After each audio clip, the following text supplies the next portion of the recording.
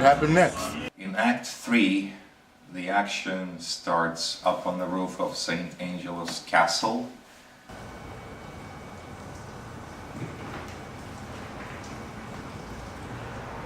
Yeah, it's quite a drop.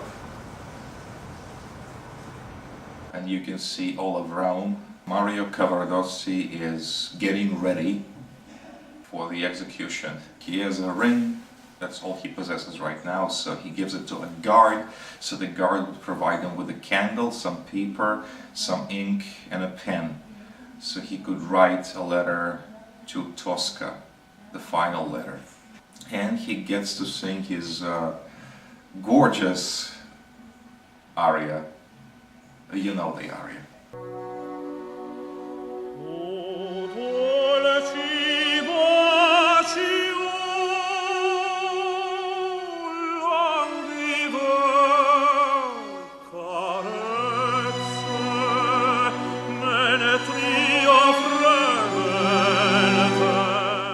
And then Tosca shows up on the roof and explains everything, and she says they're gonna shoot you with blanks and then they'll leave and we'll leave and we have the passport and we'll just run and then settle someplace and live happily ever after.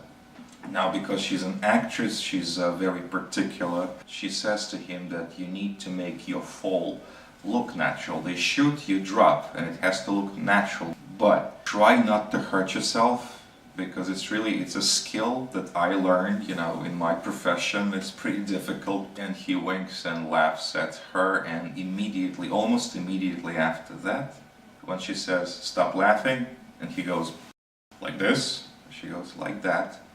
Almost immediately after that starts this firing squad march. It's a verismo march, swimmy rhythms, and it's very tragic. Ready, I am ready.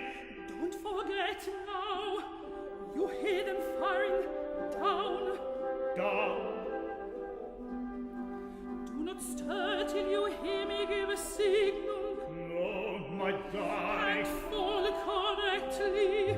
And copy Tosca's performance. Stop laughing like this, like that.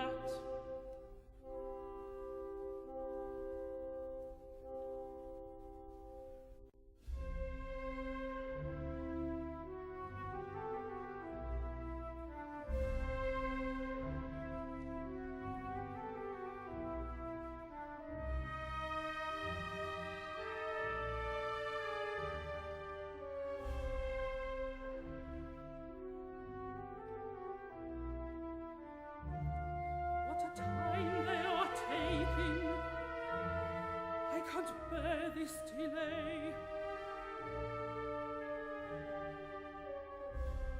Sunrise already. Now what else will they think of? It isn't serious, I know. But still this waiting drives me frantic.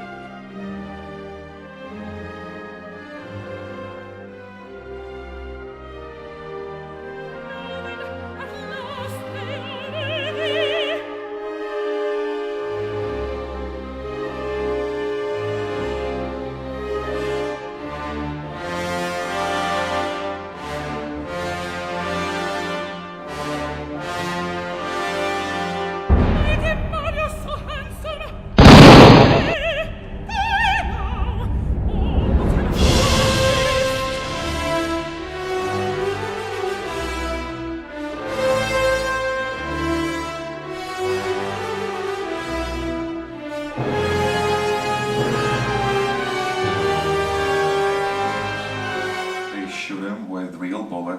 And they leave, and she discovers that he is dead, and the soldiers rush back onto the roof after discovering that Scarpia is dead and knowing that Tosca has killed him.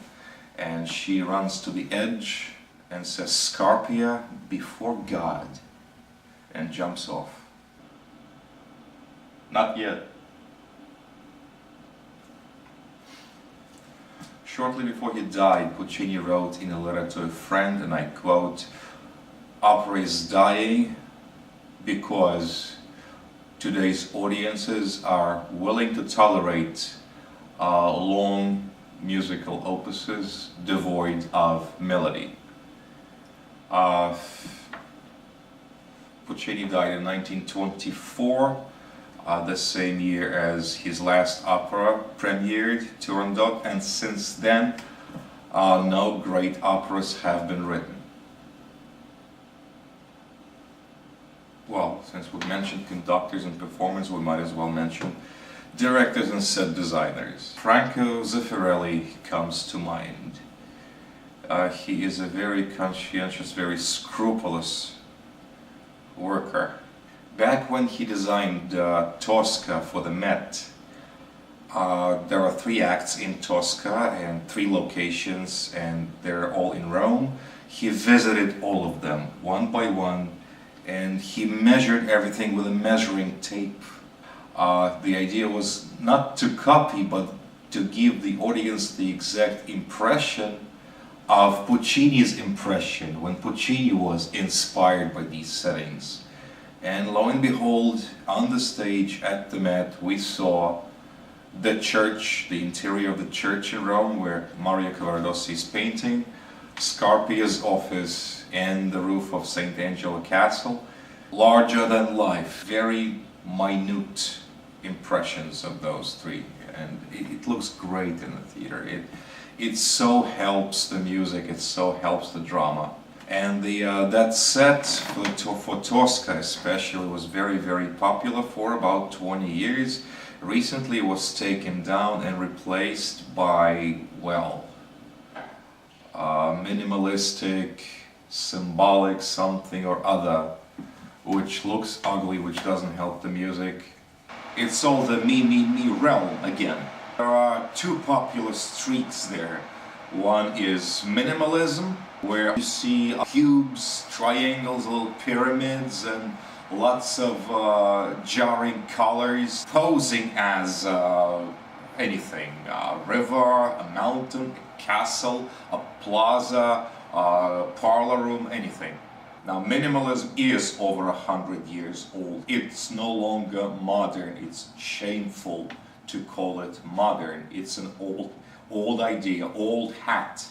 It takes away from us, the paying customers, the opportunity to take in greatness, the greatness of the music and the drama. Now, the other streak that they have, the other fad that they're in love with, is symbolism. You know, simple people usually tend towards symbolism. It's the wow effect they're going for.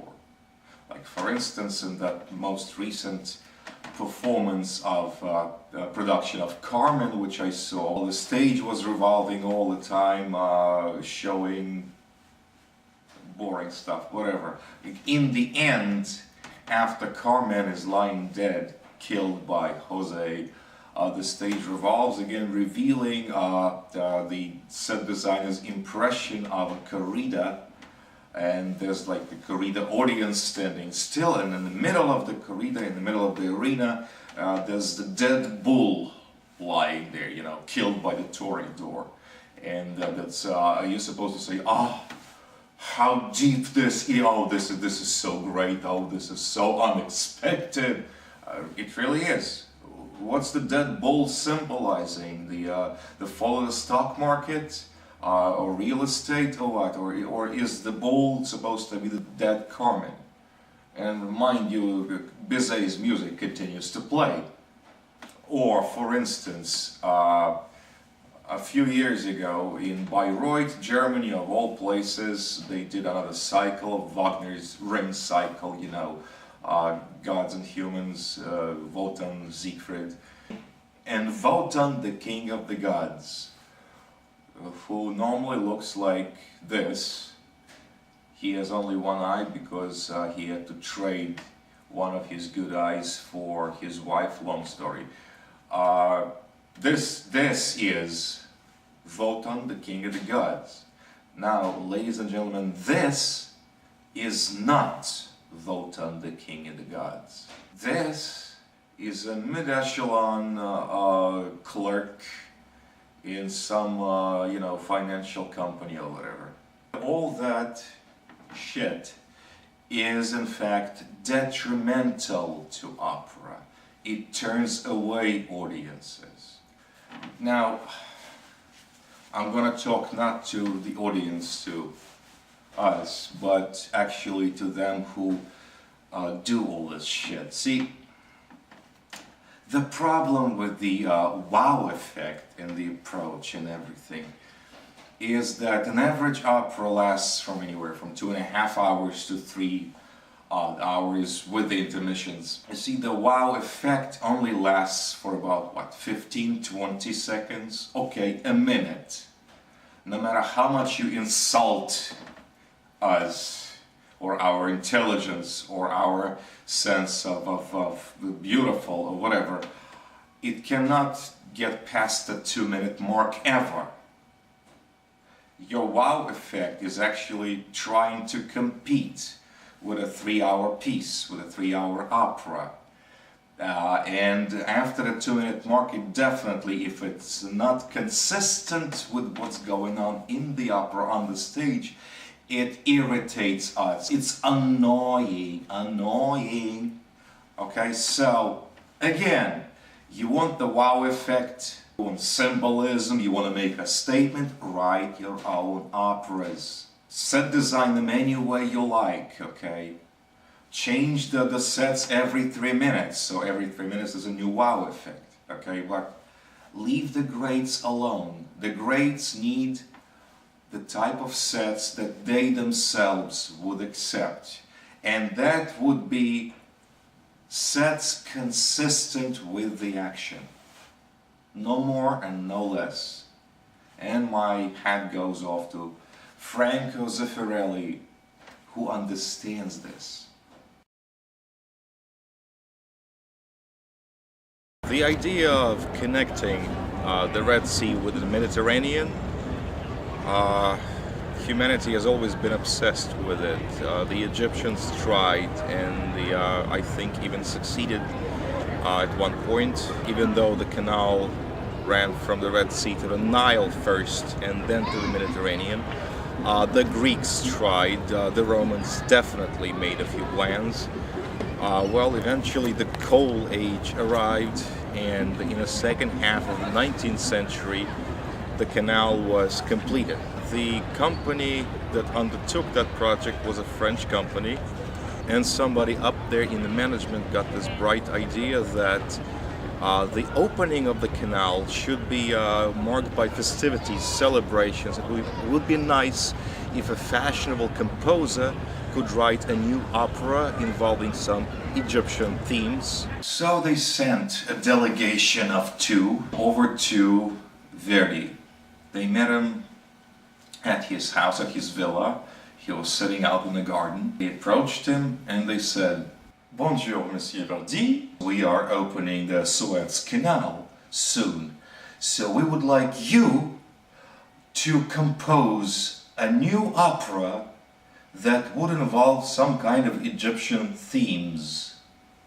Now, here's the contract, and you can see that compensation is very generous. Gentlemen, I'm not as young and vigorous as I once was. I just finished composing and producing a new opera. I could use a rest. Besides, I don't see how Egyptian themes would inspire me. Please, accept my apologies. Well, we are very sorry you feel that way, Monsieur Verdi. Yes, I'm very, very sorry too. Buongiorno. Well, Monsieur Verdi, what?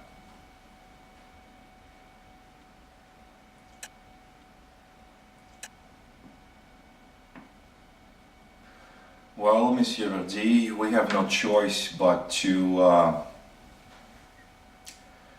go and see Monsieur Wagner now.